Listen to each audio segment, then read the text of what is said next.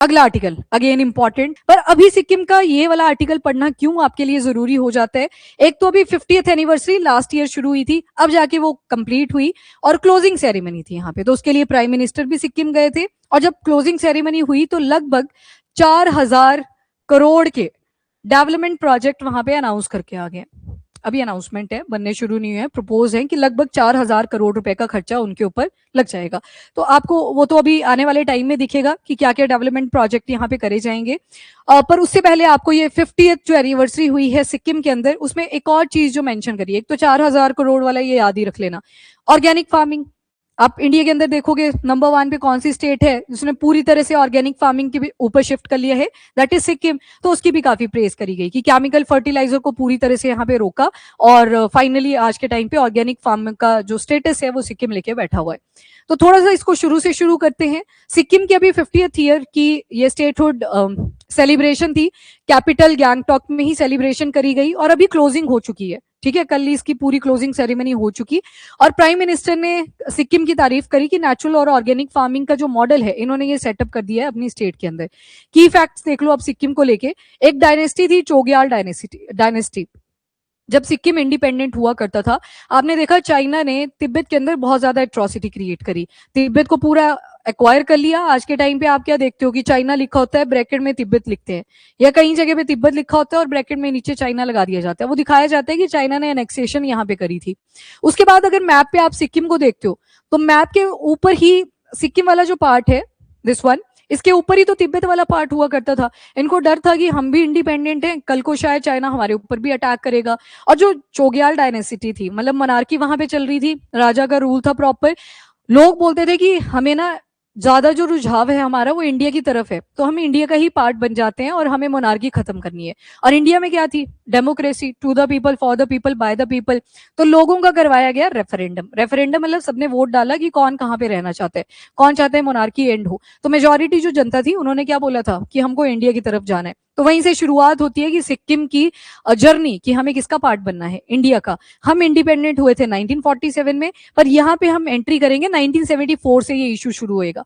तो अमेंडमेंट्स आएंगी, वो आपको थोड़ी सी ध्यान में रख लेनी है। तो 1642 टू 1975 का जो टाइम पीरियड था चोग्याल डायनेस्टी के अंदर, मतलब यहाँ पे जो मनार्की रूल चल रहा था वो हेरिडिटरी था, मतलब राजा का ही बेटा आगे चल के राजा बनेगा। तो ये वाला रूल वहां के लोगों को अब पसंद नहीं था, क्योंकि पड़ोस वाली जो कंट्री है वहां पे डेमोक्रेसी एस्टेब्लिश हो चुकी है। तो जो चोग्याल डायनेस्टी थी, इंडिपेंडेंट हिमालयन किंगडम हुआ करता था ये सिक्किम वाला, और इन्होंने बोला था कि हमको क्या करना है, अब इंटीग्रेशन करनी है विद इंडिया। इससे भी पहले ब्रिटिशर्स थे, अब इंडिया को भी आप ब्रिटिश इंडिया बोला करते थे। दुरन लाइन के बारे में आप पढ़ते हो तो देखते हो कि अफगानिस्तान सेपरेट हुआ था फ्रॉम द ब्रिटिश इंडिया, मतलब बीच में एक बॉर्डर लाइन खींची थी जिसको दुरन लाइन आप बोल देते हो। तो यहाँ पे कुछ ट्रीटीज हुई थी, जैसे कि ट्रीटी ऑफ टिटालिया, दैट इज 1817 की, और यहाँ पे ब्रिटिश अथॉरिटीज ने जो कमर्शियल और पॉलिटिकल एडवांटेजेस थी सिक्किम के अंदर, उनके ऊपर अपना हाथ बिठा लिया था। इसके बाद ट्रीटी ऑफ टमलोंग होती है 1861 के अंदर। यहाँ पे सिक्किम को इन्होंने protectorate state of British India बना लिया था कि बहुत ही स्ट्रेटेजिक लोकेशन के ऊपर है, इन्फिल्ट्रेशन हो सकती है, तो सिक्किम क्या है हमारे लिए, प्रोटेक्टोरेट, हम इनको प्रोटेक्शन प्रोवाइड करेंगे। मतलब जो ब्रिटिश के ट्रूप्स हुआ करते थे उनको यहाँ पे डिप्लॉय कर दिया गया था। कैलकाटा कन्वेंशन हुआ 1890 के अंदर, जहां पे सिक्किम और तिब्बत के जो बॉर्डर थे उनको भी डिमार्केट कर दिया कि कौन सा एरिया कहां तक सिक्किम का है और कौन सा कहां से तिब्बत वाला पार्ट शुरू हो जाएगा। उस टाइम पे कौन थे? लॉर्ड लैंसडाउन वाइसरॉय थे। पढ़ा था उनके टाइम पीरियड पे एक क्या मेजर इवेंट हुआ था, वो सिक्किम और तिब्बत का बॉर्डर ही था, और साथ में दूसरी तरफ चाइना का क्विंग। तो इन दोनों ने बाउंड्री को डिसाइड करा और लासा कन्वेंशन आता है एक 1904 में। लासा, ये भी बहुत बड़ा इशू रहता था, तिब्बत का ही पार्ट है। कहीं बोलते थे कि ये अरुणाचल प्रदेश तक भी एक्सटेंड करता है, तो अरुणाचल प्रदेश तिब्बत का ही साउथ वाला पार्ट भी आ जाता है। तो ऐसी प्रॉब्लम्स पास्ट में काफी हुई। ब्रिटिशर्स ने भी सिक्किम के ऊपर कंट्रोल करने की ट्राई करी कि ऊपर से और ज्यादा इन्फिल्ट्रेशंस ना हो। प्रोटेक्टोरेट स्टेटस 1947 टू 1974 तक, इंडिया ने इंडिपेंडेंस गेन कर लिया था 1947 में, पर सिक्किम ने अभी चूज नहीं करा था कि हम इमीडिएटली इंडिया को ज्वाइन कर लेंगे, क्योंकि अभी ताजी ताजी हम इंडिपेंडेंट हुए थे, तो एकदम से ज्वाइन नहीं किया था।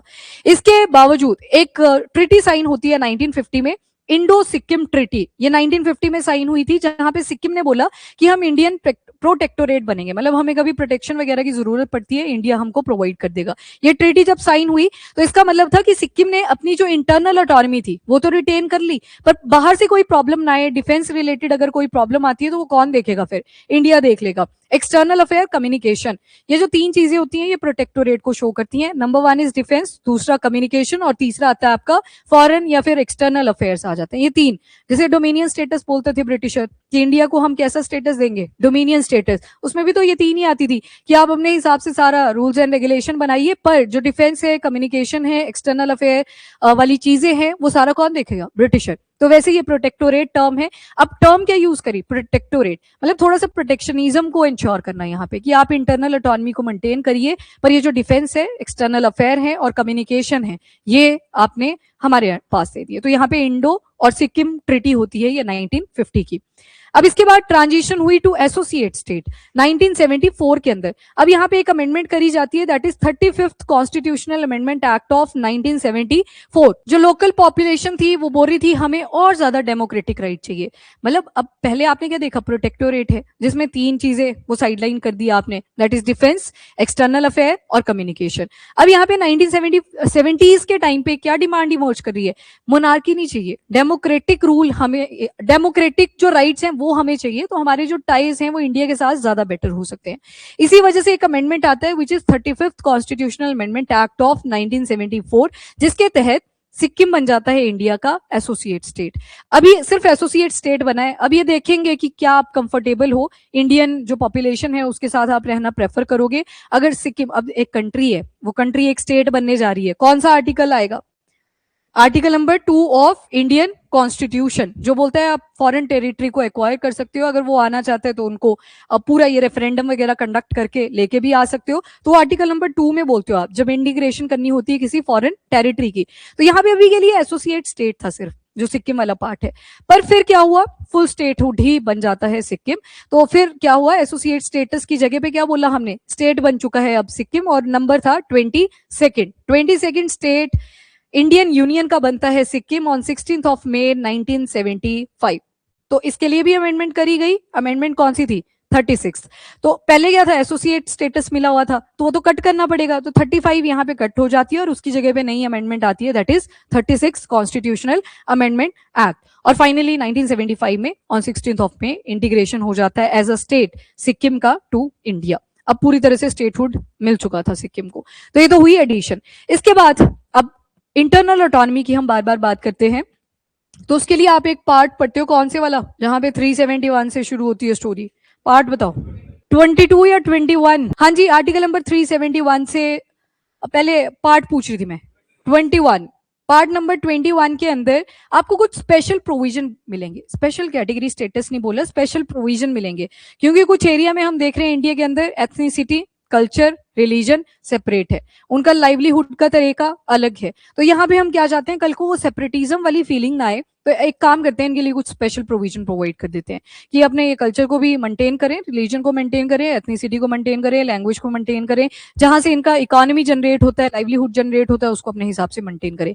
तो उसी के लिए आता है पार्ट नंबर 21 और पहला आता है 371। 371 में कौन था, महाराष्ट्र एंड गुजरात। इस बार ही आ गया था सीडीएस के पेपर में, और मैच तो फॉलोइंग आया था कि कौन सी कैटेगरी में कौन सी स्टेट का मेंशन करा हुआ है। देन एक एक को देखना है अगर, तो सिक्किम का कौन सा आ गया था, 371 एफ, ठीक है। एफ वाला जो प्रोविजन है वो बिलोंग करता है टू सिक्किम, जिसकी एडिशन अभी कौन सी अमेंडमेंट से हुई, 36 अमेंडमेंट के थ्रू। अब वैसे ही ये चीजें देख लो, फिर उसके बाद आती हूँ इस टॉपिक के ऊपर जो 371 वाला है। अब सिक्किम एक ऐसा स्टेट था इंडिया का जो एलिजिबल है फॉर द नेटिव रेजिडेंट्स, और इनको इनकम जो टैक्स है उसमें से एग्जेम्प्ट करा हुआ है। सिक्किम स्टेट तो है ही, पर इनकम टैक्स से इनको एग्जेम्प्ट करके रखा हुआ है।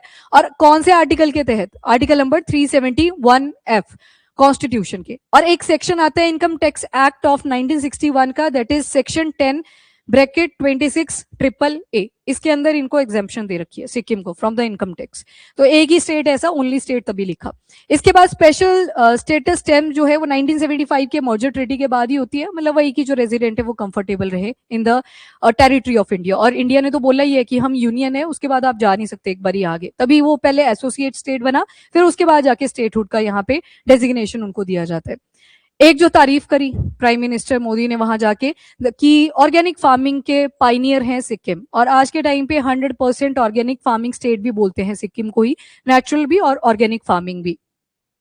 2016 में सिक्किम जो था वो डिक्लेयर कर दिया गया था कि 100% ऑर्गेनिक स्टेट बन गया है, यानी कि जितने भी केमिकल फर्टिलाइजर हैं वो बाहर, और किसका यूज कर रहे हैं, सिर्फ ऑर्गेनिक जो आपके फर्टिलाइजर्स हैं या जो आपकी नेचुरल फार्मिंग होती है उन्हीं प्रोसेसेस को ये फॉलो कर रहे थे। एंड उसके बाद United Nation Food and Agriculture Organization की एक फ्यूचर पॉलिसी गोल्ड अवार्ड होता है, वो भी सिक्किम को दिया गया था, क्योंकि ये पूरी तरह से ऑर्गेनिक फार्मिंग की तरफ स्विच हुए थे। ये 2018 में दिया गया था। और ये जो यूनाइटेड नेशन का Food and Agriculture Organization future policy gold award है, इसे Oscar for the best policies की तरह भी डब किया जाता है, मतलब इसका एक ऑल्टरनेटिव नेम माना जाता है। ऑस्कर मिलता है ना मूवीज में, तो ये फूड वाली कैटेगरी में आ गया, ऑर्गेनिक फार्मिंग स्पेशली, मतलब आपने इकोलॉजी को ध्यान रखा और उससे कोई ना कोई इकोनॉमिक वैल्यू भी जनरेट करी। इसके बाद सिक्किम का मॉडल, ये क्या बाकी जो इंडिया है उनको भी एक मॉडल की तरह एक्ट करता है कि कैसे आप ऑर्गेनिक फार्मिंग की तरफ स्विच कर सकते हो बाय बैलेंसिंग इकोलॉजी, जो भी आपका लोकल फ्लोरा है, फौना है, जो भी वहां पे इकोसिस्टम एस्टेब्लिश है उसको मेंटेन करके, और क्रूशियल जो पॉलिनेटर होते हैं जैसे कि बीज, और बीज को लेके भी आपने एक आर्टिकल किया था, बी कॉरिडोर, तो वो कहीं ना कहीं इंस्पिरेशन ही आती है जो किसी दूसरी स्टेट ने ऑलरेडी इंप्लीमेंट करी होती है, उसी को आप यूज कर रहे होते हो बाकी की स्टेट्स के अंदर। क्लाइमेट रेजिलियंस, आज के टाइम पे क्लाइमेट चेंज कर रहा है, तो ये तो एक इंपॉर्टेंट फैक्ट आ जाता है हर फील्ड के अंदर, क्लाइमेट रेजिलियंस। इसके बाद हेल्थ बेनिफिट्स भी काफी ज्यादा इमर्ज हुए। जब पॉल्यूशन बढ़ता है तो उससे बायो एकमुलेशन और बायो मैग्निफिकेशन दोनों की ही प्रॉब्लम इमर्ज करती है। डिफरेंस क्या है बायो एकमुलेशन और बायो मैग्निफिकेशन? हाँ, बायो एकमुलेशन कोई चीज है एक ही जगह पे इकट्ठी हो रही है, फॉर एग्जाम्पल मैं एज अ पर्सन, तो वो मेरे ही अंदर टॉक्सिन इकट्ठा हुआ है तो वो बायो एकमुलेशन में काउंट होगा, वो दूसरे के अंदर हो ना हो वो जरूरी नहीं है।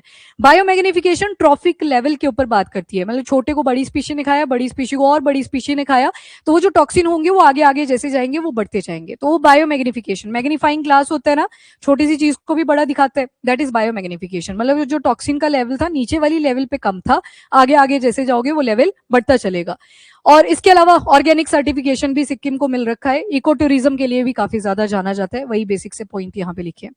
नाउ सिक्किम को देखें तो बॉर्डर एरियाज भी आते हैं, जहां पे मैप में एक तरफ देखोगे तो भूटान वाला एरिया है, दूसरी तरफ देखोगे नेपाल है, और ऊपर की तरफ चाइना वाला पार्ट है। और इसको भी थोड़ा सा जूम कर लें तो ये वाला आ जाता है आपका डोकलाम रीजन, डोकलाम प्लेटू का जो इशू रहता है, ये भूटान से एक्सटेंड होना शुरू करता है, और यहाँ पे एक वैली भी बनती है जिसको बोलते हैं चुम्बी वैली, ये वाली वैली है दैट इज चुम्बी वैली। अब भूटान है हाई टेरेन वाला, बीच में एक डिप आ रही है, अब नीचे वेस्ट बंगाल वाला पार्ट है, और यहाँ से एक कॉरिडोर जा रहा है जिसको आप क्या बोल रहे हो, सिलीगुड़ी कॉरिडोर। तो मतलब सिक्किम की जो लोकेशन है वो स्ट्रैटेजिकली कहीं ना कहीं पूरी इंडिया के लिए इंपॉर्टेंट हो जाती है। सिलीगुड़ी कॉरिडोर पे नजर रखना, इधर डोकलाम प्लेटू है उसके ऊपर नजर रखना, और ऊपर से 3 बॉर्डरिंग कंट्रीज हैं प्रॉपर जो सिक्किम के साथ जुड़ी हुई हैं, तो सिक्किम की अपनी ही इंपॉर्टेंस है। अगर बॉर्डर्स को हम देखें, नीचे की तरफ स्टेट के साथ लग रहा है, इधर सिक्किम वाला पार्ट आ गया, ये आगे थोड़ा सा भूटान वाला पार्ट शुरू हो जाता है, तो मतलब अपनी एक इंपॉर्टेंस है। इसके अलावा रिवर सिस्टम देखोगे तो कौन सी रिवर आती है, तीस्ता रिवर। तीस्ता रिवर कौन सी बैंक ट्रिब्यूटरी बनती है, ब्रह्मपुत्र की, राइट, ऊपर से आ रही है ना, नीचे की तरफ को जा रही है तो राइट बैंक ट्रिब्यूटरी ब्रह्मपुत्र की बन जाती है। और रंगित है, लोनाक है, तलुंग है। ये लोनाक यहाँ पे ग्लोफ भी हुआ था, glacier lake outburst flood, glacier melt करते रहते हैं, एक जैसे पहाड़ी होती है और ऐसे कप लाइक शेप बन जाती है, कई बार इरोजन होती है ना हवा के थ्रू, और यहाँ पे जब ग्लेशियर मेल्ट करेंगे तो यहाँ पे पानी इकट्ठा होता रहेगा, पर एक टाइम आएगा जब यहाँ पे बर्डन बहुत पड़ेगा, प्रेशर क्रिएट होगा और ये टूटेगा और सारा का सारा पानी कहाँ आ जाएगा, जो प्लेन एरियाज होंगे। तो लोनाक में भी एक ग्लोफ आया था 2023 के अंदर। इसके अलावा तीसरा रिवर वाटर, ये मेजर कंटेंशन रहता ही है इंडिया और बांग्लादेश के बीच में, तो ये तो रहता ही है कंटेंशन। ग्लेशियर और हाई ऑल्टीट्यूड लेक और भी मिलेंगी, जैसे जेमू है, लोनाक ग्लेशियर है, लोनाक वाला मैंने बता दिया आपको। कई बार ग्लेशियर और लेक का सेम ही नाम रखा होता है कि जब मेल्ट कर जाएगा तो लेक बनाता रहेगा, उस तरह से, ठीक है। और प्रोमिनेंट लेक्स अगर देखोगे तो गुरु दोंगमार है, सोमगो चांगू लेक है, देन मैनमेको लेक भी है, तो ये इंपॉर्टेंट लेक्स हैं जो आपको सिक्किम में दिखेंगी। क्रिटिकल माउंटेन पासेस भी हैं, नक्कू नथु, शोला, जालेपला, ये सारे पासेस वहां पे आपको दिखेंगे। इसके अलावा दोंका ला है एक, देन चिवा भंजगा पास है, मतलब बड़े सारे पासेस है जो आपको सिक्किम में मिलेंगे। और एक यात्रा भी होती है जिसके लिए प्रेफरेबल रूट सिक्किम वाला क्या रहता है, कैलाश मानसरोवर। कैलाश मानसरोवर जो यात्रा रहती है उत्तराखंड से भी जाते हैं लोग, पर वो बहुत ज्यादा टफ है, वहां पे आपको पता है ना, लोग गिर जाएं अगर, कोई नहीं जाता है उनको देखने के लिए, पता ही नहीं होता डेप्थ कितनी है, हाईली टेरन वाला एरिया है, तो इसी वजह से ये जो नक्कू पास वाला एरिया है यहाँ से प्रेफर करा जाता है कि ये थोड़ा ठीक है कंपेयर टू उत्तराखंड। तभी तो चाइना के साथ बात करनी पड़ती है कि हमारा यहाँ पे ट्रेवल शुरू होगा और जाना तो तिब्बत के थ्रू पड़ेगा, तभी चाइना से नेगोशिएशन होती है। अभी थोड़े दिन पहले हुई भी थी कि कैलाश मानसरोवर वाली यात्रा शुरू हो रही है and soft diplomacy between India और चाइना हो चुकी। वो क्यों? वो इसी रीजन से कि जब ऊपर की तरफ जाएंगे तो यहाँ पे जब पहुंचेंगे तो ऊपर कौन सा पार्ट आ गया फिर? तिब्बत वाला, अबॉर्ड ऑफ शिवा, फिर तब जाके आप पहुंचोगे तो तिब्बत वाला पार्ट है, पर एनेक्सेशन किसने कर रखी है? चाइना ने, तो उनसे मीडिएशन करनी पड़ती है फिर। ओके, नेक्स्ट आते हैं आपके बायोडाइवर्सिटी हॉटस्पॉट। अराउंड इंडिया का ज्योग्राफिकल एरिया अगर देखोगे तो 0.2% का है बायोडाइवर्सिटी हॉटस्पॉट है, मतलब काफी यूनिक स्पीशी भी मिलेंगी पर थ्रेटेंड भी हैं किसी ना किसी रीजन की वजह से। फ्लोरा एंड फौना देखो तो रोडोडेंड्रॉन, ओक्स, ये सारे यहाँ पे मिलेंगे। रेड पांडा स्टेट एनिमल है सिक्किम का, and Tibetan antelope, blue ship और ये गुराल्स, ये साइड में आपको जो दिख रही हैं। इसके अलावा कंचनजोंगा नेशनल पार्क आ गया जो कि एक बायोस्फीयर रिजर्व भी है और नेशनल पार्क तो है ही, और इसी के साथ कौन सी हिमालयन रेंजेस का पार्ट है? किन्ने बोलते हैं ट्रांस का है, किन्ने बोलते हैं ग्रेटर का है? ग्रेटर का है, याद रखना ये ग्रेटर जो हिमालयन रेंजेस आती हैं आपकी उसी का पार्ट है कंचनजोंगा। और इसी के साथ इसको यूनेस्को की मिक्स साइट्स के अंदर भी इंक्लूड करा गया है, जो कल्चर और नेचर दोनों से मिलकर बना है। तो मिक्स साइट में सिर्फ एक ही यूनेस्को की, जो आउट ऑफ टोटल कितनी है टोटल यूनेस्को की world heritage site in India 44, अभी के लिए 44 ही है, ठीक है, तो वहां पे ये आ जाता है। तो काफी इंपॉर्टेंस है कंचनजोंगा नेशनल पार्क की। इसके अलावा 2 वाइल्ड लाइफ सेंचुरी भी हैं, जैसे कि पंगोलखा और Warsi rhododendron wild life sanctuary. अब आते हैं इस आर्टिकल 371 की तरफ, जो आपके पार्ट नंबर 21 में मेंशन है। कॉमन ही रहेगा, सबकी जो डिटेलिंग लिखी हुई है ना ये कॉमन ही है, बस यहाँ पे स्टेट आप देख सकते हो। आर्टिकल नंबर 371 से कहानी शुरू होती है, कहाँ खत्म होती है उसको याद करने की जरूरत ही नहीं है। यहाँ पे 2 स्टेट्स आएंगी, वन इज महाराष्ट्र और दूसरा गुजरात। इनकी जो ट्राइबल पॉपुलेशन होगी, मतलब tribal population is the keyword, कोई स्पेसिफिक एरिया जहां पे लिंग्विस्टिक डाइवर्सिटी है उनको बोला कि आप अपने हिसाब से रूल्स एंड रेगुलेशन बनाओ। तो 371 के अंदर तो महाराष्ट्र और गुजरात आ जाता है, ठीक है ऑनलाइन। 371A-B-C नाम से याद किया था ना आपने, एक नागालैंड आता है, असम आता है और यहाँ मणिपुर आ जाता है। तो 4 तो यही हो गए, पहला याद रखो महाराष्ट्र एंड गुजरात, नाम से आपको रह गया याद नागालैंड, असम, मणिपुर। DE हमेशा इकट्ठे याद रखने हैं क्योंकि आंध्र प्रदेश के आगे पीछे घूमेगा। एक आंध्र प्रदेश और तेलंगाना वाला पहला आ गया, पर यूनिवर्सिटी में भी कुछ प्रॉब्लम्स रहती थी तो इस वजह से आंध्र प्रदेश यूनिवर्सिटी भी यहाँ पे आ जाएगी। F अभी आपने पढ़ा सिक्किम, ठीक है, तो सिम्मी याद करने को बोला था यहाँ पे। G पे कौन आ जाएगा? मिजोरम। फिर H को अगर नहीं भी याद कर पा रहे हो तो I तो याद ही है, गोवा। और J कर्नाटका और कुछ पार्ट ऑफ हैदराबाद भी इंक्लूडेड था। एंड यहाँ पे कौन आएगा अब बताओ? अरुणाचल प्रदेश, अरुणाचल प्रदेश ये आ गया। ये आपका पूरा पार्ट नंबर 21 है। डिटेलिंग आप जब पढ़ोगे तो सभी में कॉमन ही रीजन लिखे हैं कि क्यों इनको स्पेशल प्रोविजन ऐड करेंगे अंडर पार्ट नंबर 21 और आर्टिकल नंबर 371 की सीरीज में। ये देख लो, ये सारा लिखा है। मराठवाड़ा लिखा होगा, विदर्भा लिखा होगा, आपको पता है महाराष्ट्र की बात हो रही है। कच्छ रीजन आ गया, सौराष्ट्र आ गया, सौराष्ट्र इंडस वैली सिविलाइजेशन में भी आप इसके साथ यहाँ पे जाओगे तो गुजरात वाला पार्ट आ गया। देन 371A के अंदर नागालैंड, ये देख लो इनके कस्टमरी लॉ आ गए, रिलीजन और सोशल प्रैक्टिसेस आ गई, उनके ऊपर अपने हिसाब से रूल्स एंड रेगुलेशन बनाएंगे। 371B असम, असम को लेके स्पेशल प्रोविजन। सी भी बोला कि सी भी वैसा ही है जैसे 371B को लेके, पर बस कौन आ जाएगा? मणिपुर। डी के अंदर आंध्र प्रदेश और तेलंगाना। यहाँ पे नेक्स्ट इज ई, जिसमें आंध्र प्रदेश यूनिवर्सिटी के ऊपर फोकस किया। एफ के अंदर सिक्किम आ गया, इंटीग्रेशन हुई by which amendment? Statehood 36, associate की 35th, फिर वो कट कर दी जाती है क्योंकि अब स्टेट बन चुका था। फिर इसके बाद 371G, ये मिजोरम आ गया, आपने सिम्मी याद रख लेना है, सिक्किम के बाद मिजोरम आ जाएगा। इसके बाद 371H Arunachal Pradesh, I went to Goa, तो गोवा आई वाले प्रोविजन में आ जाएगा। एंड जे में कर्नाटका और थोड़ा सा रीजन ऑफ हैदराबाद भी, ये भी इसमें इंक्लूडेड है। तो ये कुछ स्पेशल प्रोविजन इनको दे दिए गए।